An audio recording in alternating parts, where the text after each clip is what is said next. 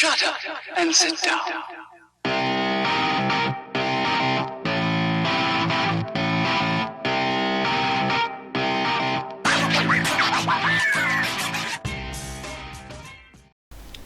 Hi everyone and welcome back.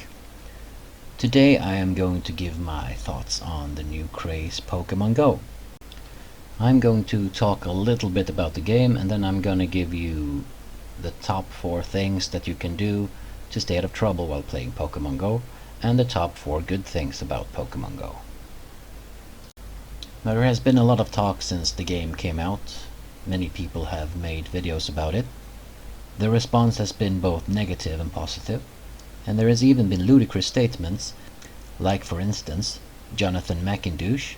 He basically compared Pokemon Go to actual dogfighting. You know, the kinds where 2 dogs fight more or less to the death. I just find it extremely hilarious that anyone could ever make that comparison. First of all, you don't even fight that much against others in Pokemon Go. The only fights are in gyms. And the Pokemon don't die. They just lose their health and you bring them back up with health potions, or a couple of them, or a revive gem. So there's basically no violence at all in this game. Unless you count chucking balls at small imaginary cartoon animals violence, of course. It's like a treasure hunt, but with Pokemon instead of chests of gold. Now let's start with the bad stuff. There have been a few people hurt while playing Pokemon Go. Some have been hit by cars, some fell down cliffs, altercations when rare Pokemon show themselves, walking into flagpoles or billboards and stuff. There have even been cases of people being robbed of their smartphones when people set up lures at Pokemon stops. For those who don't know, let me give you a quick recap. Pokestops are landmarks in the area that you're in. You can go there and spin a circle and it will drop items that will help you play more. You can set a lure at these stops to attract Pokemon. These lures will show up on everyone's smartphones that are in the vicinity. So those are all the bad things. And they are bad, I agree. So here are some basic things to think about while you're out playing Pokemon Go to avoid getting into trouble or getting hurt. 1. Always mind where you're going. No Pokemon is worth getting hurt over, no matter how rare it is. 2. Don't venture onto other people's properties, even if you know them. Can't be. Drop it. So you're the son of a bitch who's been stealing my news. 3. Always go hunting in pairs or with more people. This will reduce the risk of getting robbed. 4. This one is basically like the first one, but it's aimed at parents with kids. Always go hunting Pokemon with your kids. Do not let them venture off on their own. The 2 main reasons are that kids, on an average, have attention spans of goldfish. They aren't minding their surroundings, and if they see a Pokemon they want and don't have, then they might likely run right into the road. So get off your fat asses and spend some time with your kids, and they will love you for doing this. Now that was the bad stuff. All in all, not that bad in my opinion. People just need to be a bit more careful. Now on to the good stuff. Number 1. It makes people move around again. All other games before and after the first Wii are more or less stationary. People don't move a lot in general.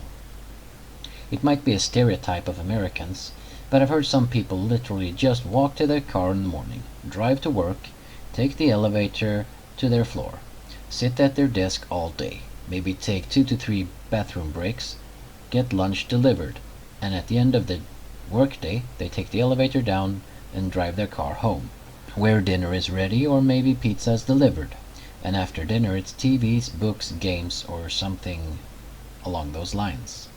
Now that will be very, very few steps in that day in total. Now take a game where you're actively encouraged to walk for miles to find Pokemon and hatch Pokemon eggs. Since a lot of people don't like exercise just for exercise sake, then this becomes a goal. Something to do while walking, and more people will be inclined to move their fat asses. Number 2. This one is almost the same as the first one, but this one is more for the kids. Getting kids outside these days can be hard. Social media, games, and stuff like that might compel kids to just stay indoors. This will eventually lead to poor health, weak muscles, and obesity. By having them walking around catching Pokemon, you can prevent a lot of bad stuff and in turn give them good ground physique to work from as they get older. 3. It's cultural. Now, I know what some of you might think. What the hell? What do you mean cultural? Well, as I said before, there are Pokestops. These Pokestops are based on landmarks in your community, town, or city.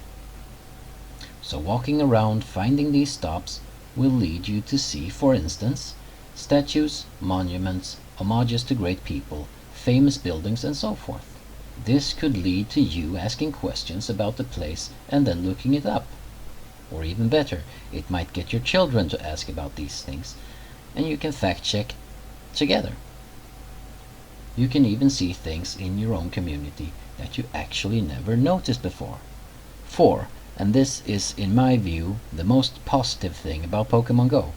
Yes, even better than the exercise part. It's social.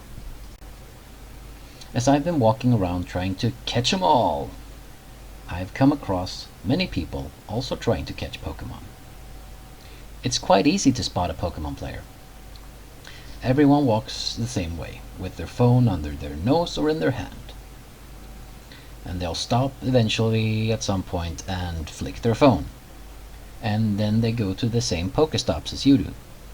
Funny thing is, when the smartphone era started, everyone was just buried in their phones. Even if you were in the same room just after dinner, it wouldn't take long before someone had their phone in their hand. What I noticed as I was out walking, you can actually talk to other Pokemon hunters. It's a social thing. You can ask them if they caught anything good today or if they have any good leads on a rare Pokemon. I even saw a 50-plus woman catching Pokemon the other day, and we had a little conversation. This might actually be a good way to meet people. As I said, since the smartphone was implemented, it can be harder to talk to people. This gives you an opening to get to know new people. So in conclusion, even if you don't like the Pokemon games, or have never tried them, I do urge you to give it a go. It's fun, and you get to move a lot. Don't overdo it though, especially if you're out of shape. You will get sore, your feet and legs will hurt, but it will get better in time. It's an awesome game, and the pros outweigh the cons so much I can't state it enough. So, to everyone out there, go catch 'em all!